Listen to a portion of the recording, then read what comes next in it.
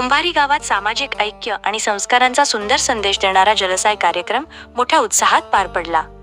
मुस्लिम समाजातील लहान मुलांनी या व्यासपीठावर उर्दू, मराठी आणि इंग्रजी भाषेत आपले मनोगत व्यक्त करत ज्ञानशिस्त आणि देशप्रेमाचा अनोखा संगम सादर केला. कार्यक्रमाची सुरुवात कुराण पठणाने झाली. त्यानंतर इल्म से रोशन होगा हर घर हा संदेश देणारी प्रेरणादायी कविता सादर करण्यात आली.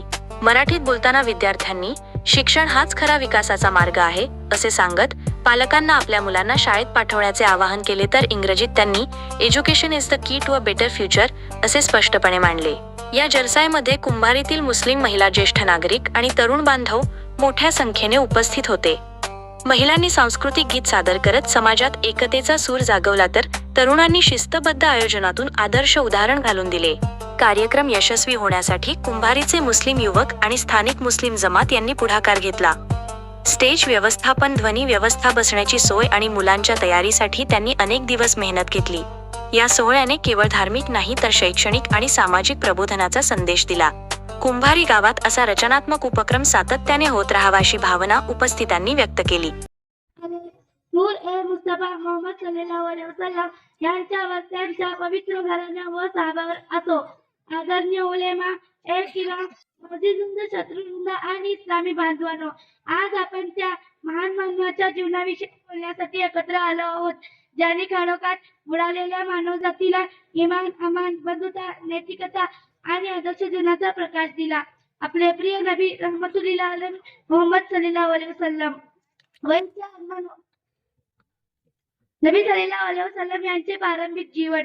नबी सल्लल्लाहु अलैहि वसल्लम यांचा जन्म मक्का शहरात 300 वर्षी झाला. नमाज के बाद के 7 फवाइद है.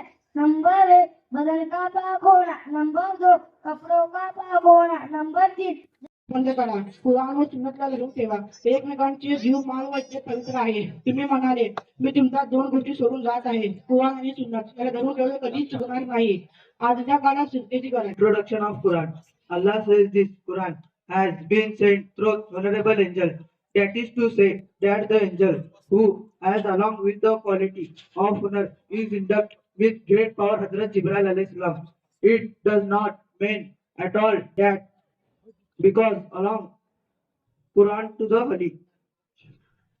Prophet is the most honorable angel. This angel is the true messenger of Allah. Allah makes honorable is the most honorable. It is apparent God's placed dignity. This angel has along with the quality of honor is inducted with great power Hazrat Jibril alayhi salam. It does not mean at all that he is the most power to interfere by